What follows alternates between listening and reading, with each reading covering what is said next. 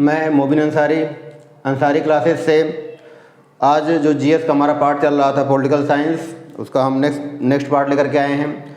इससे पहले हम लोगों ने संविधान सभा के बारे में पढ़ लिया था, संविधान के निर्माण के बारे में पढ़ लिया था, संविधान की अनुसूचियों के बारे में पढ़ लिया था। आज हम लोग पढ़ेंगे संविधान के स्रोत। तो हेडिंग है संविधान के स्रोत। ठीक, संविधान के स्रोत। ठीक है, तो आज जो मेन टॉपिक है वो नाम क्या है, भारतीय संविधान के स्रोत। अब संविधान के स्रोत को पढ़ने से पहले हमें ये जानना है कि हमें भारतीय संविधान के स्रोत को जानने की जरूरत क्यों पड़ी। तो भारतीय संविधान के स्रोत को जानने की जरूरत का मुख्य कारण ऐसा माना जाता है कि जब हमारा देश आज़ाद हुआ तो हमारे देश आज़ाद होने के बाद और संविधान लागू होने से पहले, देश के आज़ाद होने से और संविधान लागू होने से पहले जो बीच का काल था, अर्थात 1947 से लेकर के 1950, इस बीच में जो हमारे देश का शासन चलाया गया वो 1935 के अधिनियम के तहत चलाया गया। तो और हमें संविधान की आवश्यकता बहुत ज़रूरी थी, क्योंकि संविधान के अनुसार ही देश का शासन चलाना था। और ऐसे में क्योंकि हमारे संविधान बनाने में टाइम अधिक लग रहा था, तो कहा जाता है कि ऐसा माना जाता है भारतीय संविधान भारतीयों के बुद्धि की उपज नहीं थी। प्रश्न आ सकता है कि भारतीय संविधान क्या भारतीयों के दिमाग की उपज थी? तो भारतीय संविधान भारतीयों के दिमाग या बुद्धि की उपज नहीं थी। तो क्या इसका मतलब क्या भारतीयों के पास दिमाग या बुद्धि नहीं था? तो ऐसा नहीं है। इसका कारण ऐसा कहा जाता है, जैसे हमें जानना है कि अमेरिका एकमात्र ऐसा देश है जहां सबसे पहले संविधान बना था। तो अमेरिका कब आज़ाद हुआ? तो अमेरिका 4 जुलाई 1776 को आज़ाद हुआ था। और आज़ाद हुआ तो वो हर साल 4 जुलाई को अपना स्वतंत्रता दिवस मनाता है। और सबसे पहले अमेरिका का संविधान 1789 में बनकर तैयार और लागू हुआ। अब अमेरिका के संविधान को बनने और लागू होने में लगभग कितने साल लग गए? तो आज़ाद कब हुआ? 1776 में। और संविधान कब तैयार हुआ? 1789 में। तो लगभग कितने साल लग गए? 13 साल। मतलब अमेरिका का संविधान बनने में लगभग 13 साल लग गए। और अमेरिका का संविधान दुनिया का सबसे छोटा संविधान है। मात्र कुल 7 आर्टिकल, 7 अनुच्छेद हैं। मात्र कितने अनुच्छेद हैं? 7। तो जब ये देखा गया, भारतीय लोगों ने देखा, भारतीय संविधान निर्माताओं ने, तो उनको लगा कि अमेरिका का संविधान इतना छोटा है और उसे बनाने में इतना समय लगा। तो भारतीय संविधान निर्माताओं को लगा कि अगर इस तरह से हम संविधान का निर्माण करने लगे तो हमें तो कई साल लग जाएंगे, और हमारे पास उतना समय नहीं था और परिस्थितियां भी हमारे अनुकूल नहीं थी। इसलिए संविधान सभा के जो निर्माताओं ने क्या किया कि विश्व के अनेक देशों के संविधानों का अध्ययन किया, और अध्ययन करके उन संविधानों में जो मुख्य बातें थीं, उन मुख्य बातों को लेकर के भारतीय संविधान को तैयार किया। इसलिए भीमराव अंबेडकर ने भारतीय संविधान को उधारों का थैला कहते हैं। तो प्रश्न आया हुआ है कि भारतीय संविधान को उधारों का थैला किसने कहा? तो डॉक्टर भीमराव अंबेडकर ने। यहीं पर जानना है कि जो संविधान सभा निर्मात्री थे, मतलब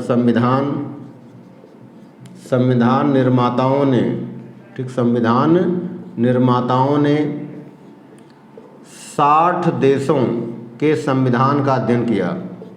कितने देशों का? तो 60 देशों के संविधान का अध्ययन किया। प्रश्न आ सकता है कि संविधान निर्माताओं ने कितने देशों के संविधानों का अध्ययन किया? तो 60 देशों के संविधानों का अध्ययन किया।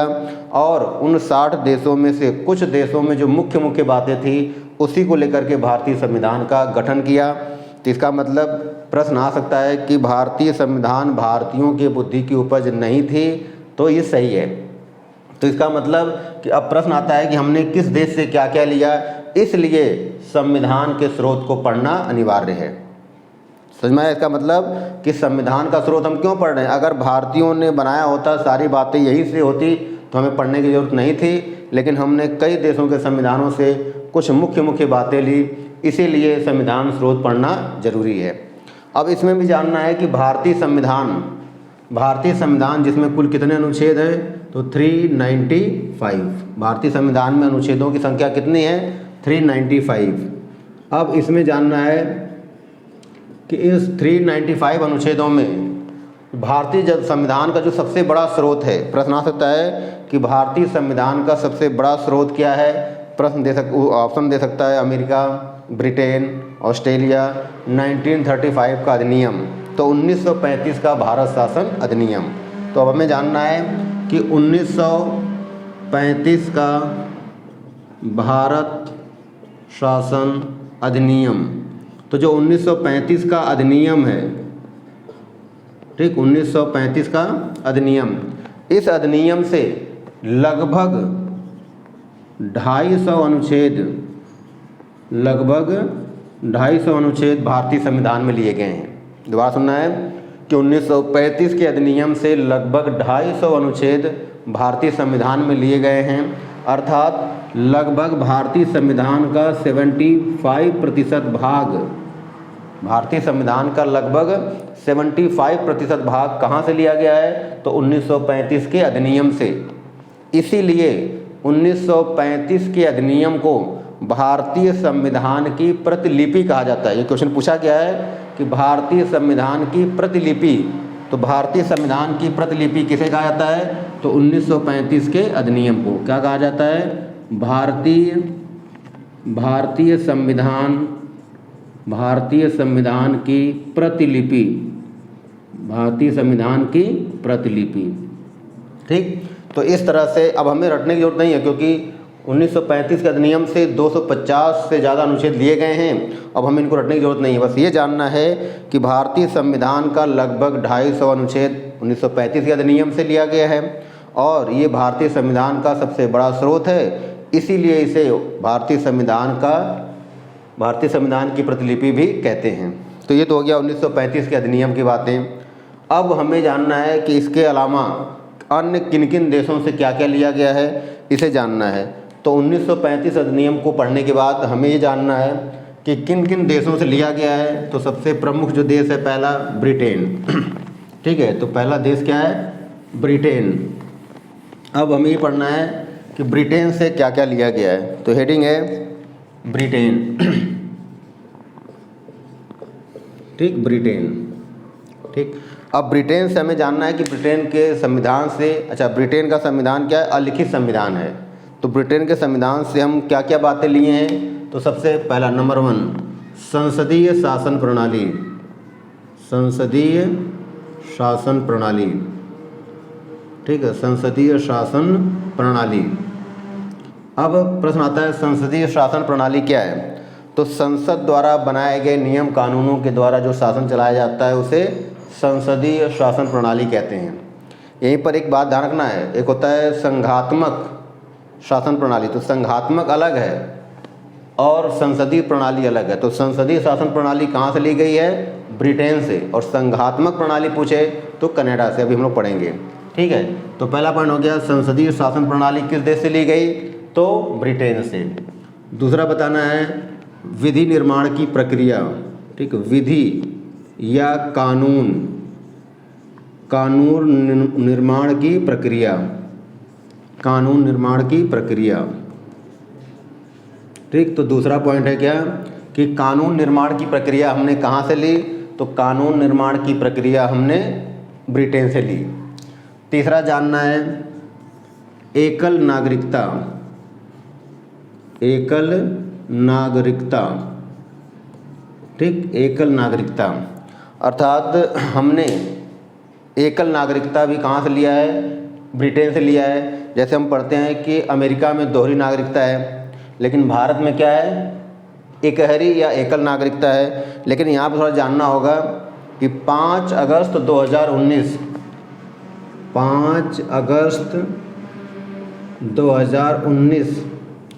ठीक से पहले, 5 अगस्त 2019 से पहले जो जम्मू कश्मीर के लोग थे, इनको जम्मू कश्मीर की भी नागरिकता थी और उसके साथ साथ भारत की नागरिकता थी, क्योंकि जम्मू कश्मीर इकलौता राज्य था जिसका अपना अलग संविधान था लेकिन अब जानना है कि 5 अगस्त 2019 के बाद जम्मू कश्मीर को केंद्र शासित प्रदेश बना दिया गया।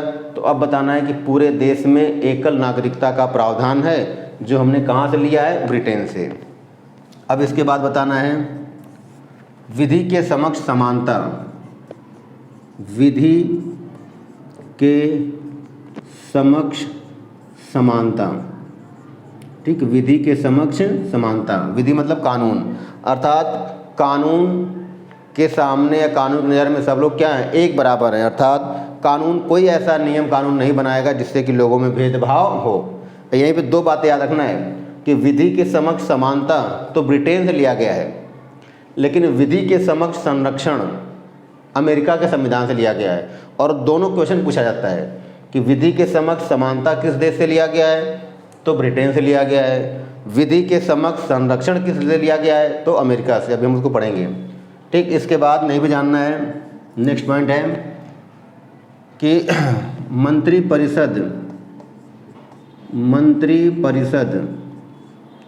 मंत्रिपरिषद सामूहिक रूप से लोकसभा के प्रति उत्तरदायी होता है। लोकसभा के प्रति उत्तरदायी होता है, ठीक है। उत्तरदायी मतलब मंत्रिपरिषद है वो सामूहिक रूप से लोकसभा के प्रति उत्तरदायी होता है। ये भी कहाँ से लिया हमने, ब्रिटेन से लिया। इसके अलावा हमें जानना है कि जो केंद्र में द्विसदनीय व्यवस्थापिका,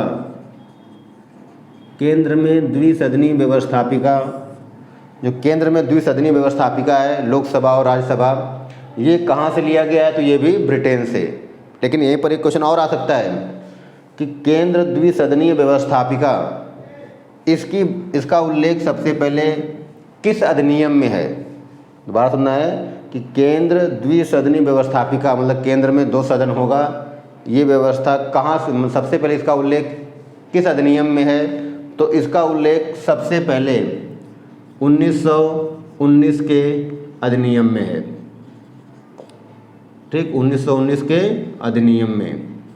और यहीं पर ध्यान रखना है, नेक्स्ट पॉइंट है कि राज्य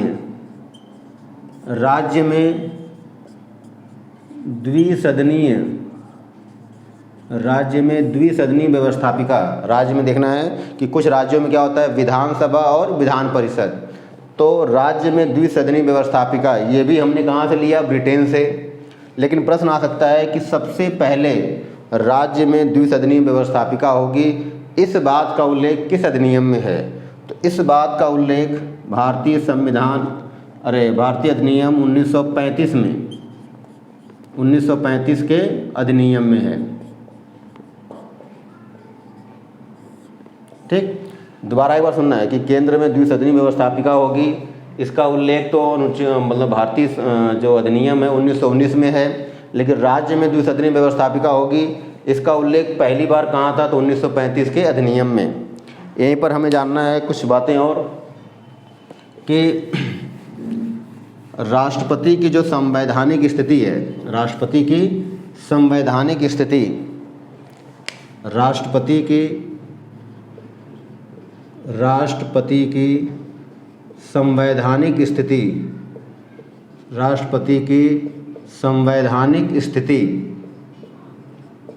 ठीक, राष्ट्रपति की संवैधानिक स्थिति भी हमने कहाँ से लिया है, ब्रिटेन से। मतलब कि हमारे देश में राष्ट्रपति नाम मात्र का होगा, ये भी हमने कहाँ से लिया, तो ब्रिटेन से। और इसके साथ साथ हमें पढ़ना है संसदीय विशेषाधिकार,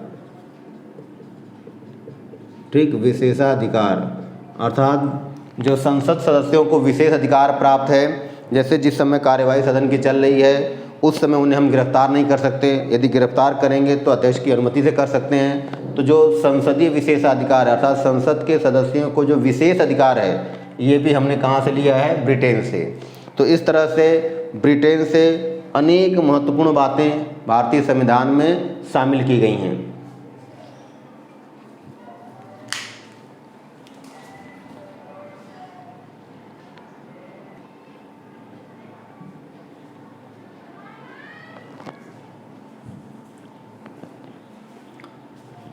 इसी में ब्रिटेन में हमें एक आध दो बातें और जाननी हैं। जैसे कैग का पद CAG, कैग का पद भी हमने कहाँ से लिया है? ब्रिटेन से।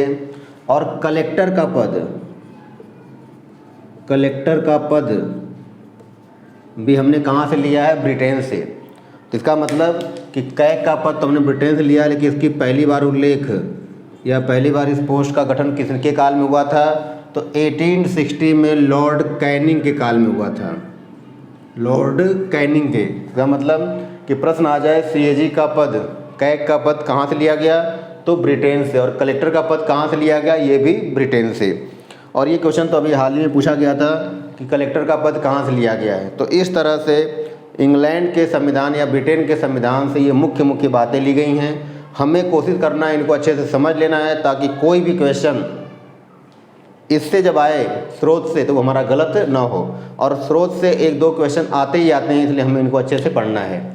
अब हमें पढ़ना है नेक्स्ट जो है वो अमेरिका।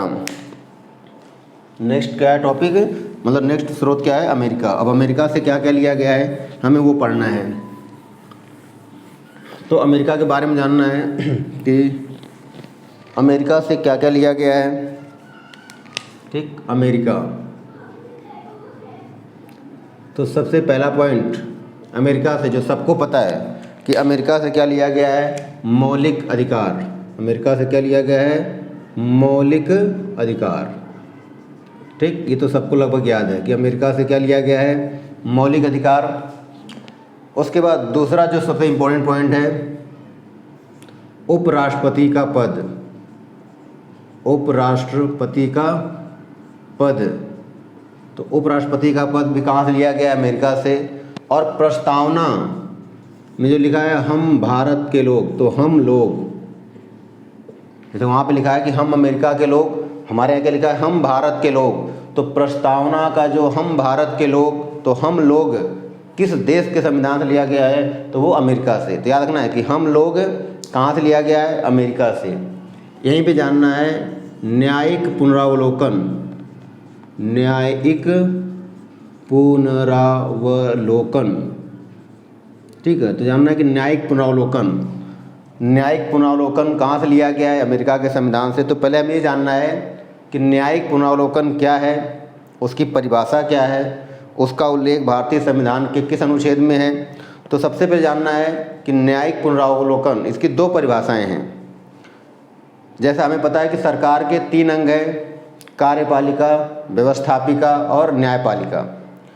तो इसकी परिभाषा में बताना है कि व्यवस्थापिका द्वारा बनाए गए और कार्यपालिका द्वारा लागू किए गए, व्यवस्थापिका द्वारा बनाए गए कानून और कार्यपालिका द्वारा लागू किए गए कानून की समीक्षा करना। दोबारा सुनना है कि व्यवस्थापिका द्वारा बनाए गए, कार्यपालिका द्वारा लागू किए गए कानून की समीक्षा करना न्यायिक पुनरावलोकन है। और दूसरा क्या है कि सुप्रीम कोर्ट द्वारा दिए गए अपने ही निर्णय की दोबारा जांच पड़ताल करना या जांच करना क्या कहलाता है? न्यायिक पुनरावलोकन। अब प्रश्न आता है कि न्यायिक पुनरावलोकन का उल्लेख भारतीय संविधान के किस अनुच्छेद में है?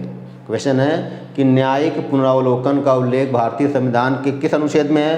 तो इसका सिंपल सा अर्थ है कि भारतीय संविधान के किसी भी अनुच्छेद में न्यायिक पुनरावलोकन का स्पष्ट उल्लेख नहीं है। याद रखना, स्पष्ट उल्लेख नहीं है। लेकिन भारतीय संविधान के 2 अनुच्छेद, अनुच्छेद 13 और अनुच्छेद 137, ये 2 अनुच्छेद क्या हैं? इसके आधार हैं।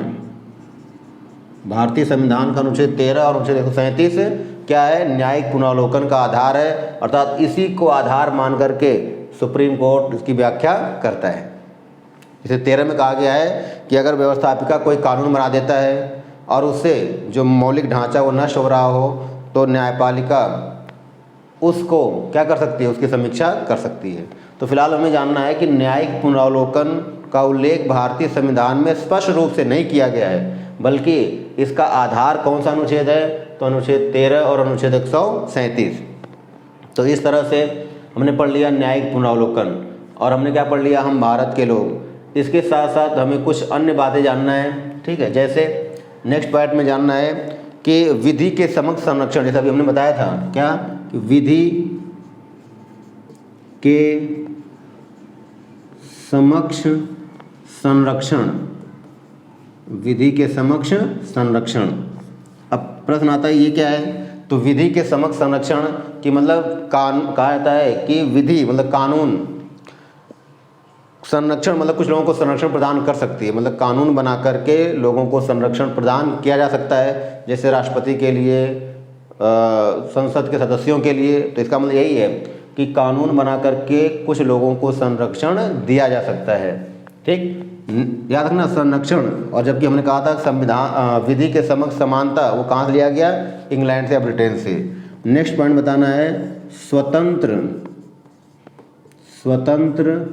एवं निष्पक्ष, स्वतंत्र एवं निष्पक्ष न्यायपालिका, स्वतंत्र एवं निष्पक्ष न्यायपालिका। मतलब कि भारतीय संविधान में स्वतंत्र और निष्पक्ष न्यायपालिका की व्यवस्था की गई है, और ये हमने कहाँ से लिया, तो अमेरिका के संविधान से। इसी में नेक्स्ट पॉइंट जानना है, ठीक, राष्ट्रपति पर महाभियोग की प्रक्रिया। याद रखना है कि महाभियोग की प्रक्रिया। अब यहाँ पे भी क्वेश्चन पूछ सकता है, क्योंकि यहाँ पे बहुत सारी गाइडों में अलग अलग लिखा है, तो हमें जानना, प्रश्न आ जाए कि महाभियोग की प्रक्रिया के द्वारा किसको किसको हटाया जाता है। ऑप्शन दे दें, राष्ट्रपति, सुप्रीम कोर्ट का न्यायाधीश, कैग या उपरोक्त सभी। तो जैसे ऐसे प्रश्न आता है उपरोक्त सभी, तो लोगों को लगता होगा कि हाँ राष्ट्रपति को भी हटाया जाता है, सर्वोच्च न्यायालय के न्यायाधीश को भी हटाया जाता है, कैग को, लेकिन इसका आंसर गलत है। महाभियोग शब्द के द्वारा जो हटाने की प्रक्रिया है केवल राष्ट्रपति के लिए है।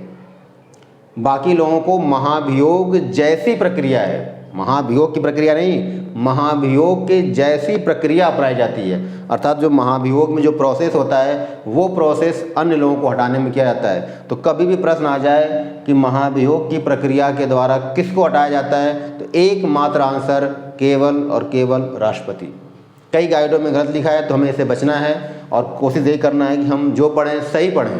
तो याद रखना कि महाभियोग की प्रक्रिया के द्वारा किसे हटाया जाता है, तो भारत में केवल राष्ट्रपति। इसका मतलब महाभियोग हमने प्रक्रिया कहाँ से ली, अमेरिका से। अच्छा, इसमें भी जानना है कि अमेरिका में महाभियोग की प्रक्रिया और भारत में महाभियोग की प्रक्रिया में अंतर है। भारत में क्या है कि अगर राष्ट्रपति संविधान का अतिक्रमण कर दे, संविधान में जो बातें लिखी हैं उसका उल्लंघन कर दे, तो इस आधार पर महाभियोग लगाया जाता है। भारत में राष्ट्रपति यदि संविधान का अतिक्रमण कर दे, उल्लंघन कर दे, तो उस पर महाभियोग की प्रक्रिया लगाई जा सकती है। जबकि अमेरिका में उस पर कदाचार या जो हमने बताया क्या नाम है, कदाचार साबित हो जाए या उल्लंघन कर दे या कोई अन्य मामले अगर हों तो उस आधार पर हटाया जा सकता है। लेकिन भारत में हटाने का एक ही आधार है, क्या, उसका, ठीक, संविधान का अतिक्रमण। नेक्स्ट पॉइंट यही में जानना है हमें, वित्तीय आपातकाल। याद रखना है कि वित्तीय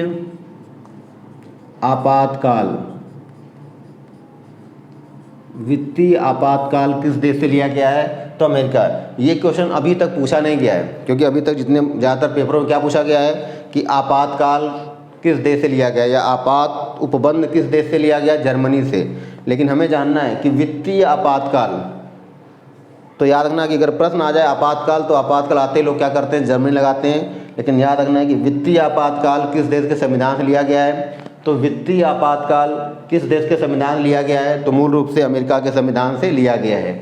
यहीं पर कुछ और बातें जान लेते हैं, जैसे जनहित याचिका।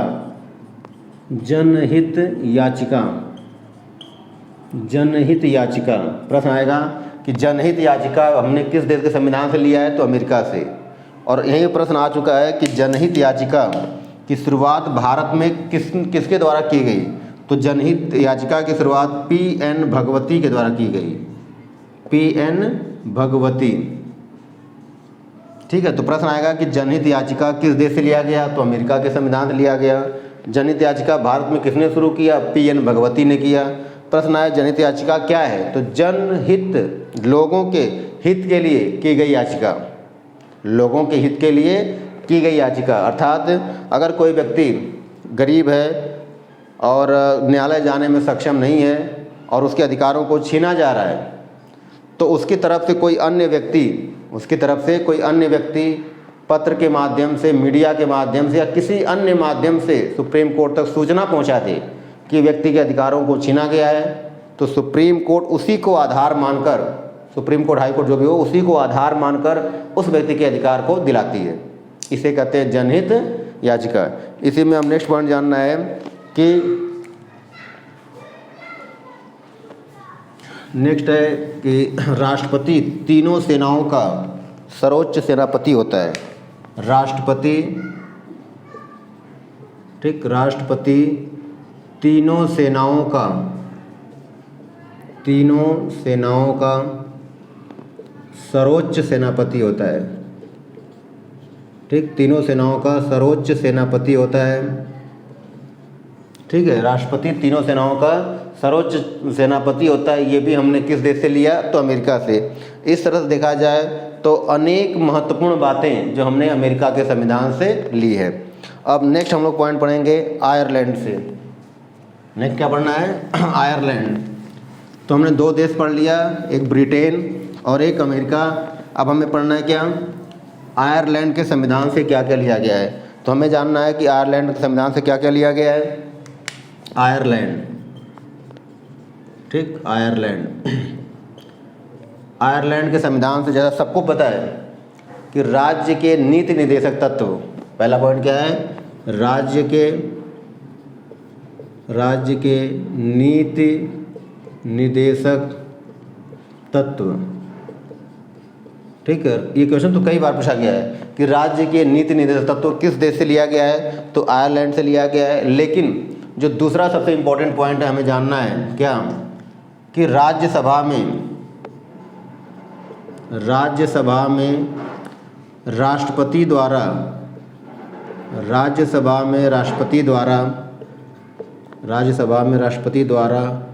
12 सदस्यों का, राज्यसभा में राष्ट्रपति द्वारा 12 सदस्यों का मनोनयन या मनोनीत, राज्यसभा में राष्ट्रपति द्वारा 12 सदस्यों को मनोनीत किया जाता है। ये हमने कहाँ से लिया? तो ये हमने लिया आयरलैंड से। ये इंपॉर्टेंट है, कई बार क्वेश्चन आ चुका है। और उसके साथ साथ इसमें बताना है कि राष्ट्रपति के निर्वाचन प्रणाली, राष्ट्रपति के निर्वाचन प्रक्रिया या प्रणाली, ठीक है, प्रक्रिया या प्रणाली। दोबारा सुनना है, आयरलैंड के संविधान से हमने क्या क्या लिया। तो एक पॉइंट तो जो कॉमन है, सबको पता है क्या, कि राज्य के नीति निर्देशक तत्व तो हमने आयरलैंड से लिया। लेकिन जो दूसरा इंपॉर्टेंट है, जो कई बार क्वेश्चन में पूछा गया है, कि राष्ट्रपति राज्यसभा में 12 सदस्यों को मनोनीत करता है, ये हमने किस देश से लिया? तो आयरलैंड से। राष्ट्रपति के निर्वाचन प्रक्रिया, मतलब राष्ट्रपति का जो चुनाव होता है, समानुपातिक एकल हस्तकमणीय मत प्रणाली, अभी बाद जब हम राष्ट्रपति पढ़ेंगे उसमें अच्छे से पढ़ेंगे। तो ये प्रक्रिया, ये प्रणाली हमने कहाँ से ली? तो ये भी हमने कहाँ से लिया? आयरलैंड से। ठीक है, अच्छा, अब यहीं पर ध्यान रखना है, जैसे राज्यसभा में राष्ट्रपति 12 सदस्यों को मनोनीत करता है, लोकसभा में 2 एंग्लो इंडियन को करता था, लेकिन 104वें संशोधन के द्वारा अब इसको समाप्त कर दिया गया है और 17वीं लोकसभा में एक भी एंग्लो इंडियन नहीं है। तो फिलहाल में आयरलैंड से हमने क्या क्या लिया, ये बातें ली। नेक्स्ट देश कौन सा है? ऑस्ट्रेलिया। नेक्स्ट है ऑस्ट्रेलिया। ठीक, ऑस्ट्रेलिया से हमने क्या क्या लिया है? तो जैसे सबको पता है कि समवर्ती सूची हमने कहाँ से लिया? तो ऑस्ट्रेलिया से। ठीक, समवर्ती सूची हमने कहाँ से लिया? ऑस्ट्रेलिया। अब ये तो क्वेश्चन कई बार पूछा गया, लेकिन हमें इससे और एक्स्ट्रा जानना है कि जो दोनों सदनों की संयुक्त बैठक, ठीक, ये भी हमने कहाँ से लिया? तो ऑस्ट्रेलिया के संविधान से लिया है। और जो प्रस्तावना, उसकी भाषा, प्रस्तावना की भाषा,